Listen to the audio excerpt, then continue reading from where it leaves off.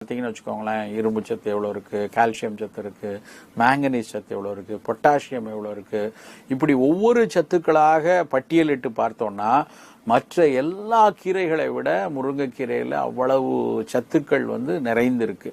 அந்த முருங்கைக்கீரையை நம்ம அடிக்கடி உணவுகளில் சேர்த்து கொள்ளலாம்.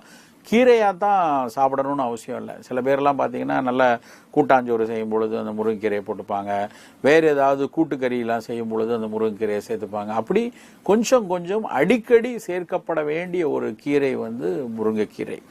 இந்த முருங்கைக்கீரையில் உடலில் நமக்கு இப்போ சில பேருக்கு பார்த்தீங்கன்னா ரத்த அழுத்தம் அப்பப்போ குறைஞ்சிருக்கும், சில பேருக்கு ரத்த அழுத்தம் ரொம்ப கூட இருக்கும்.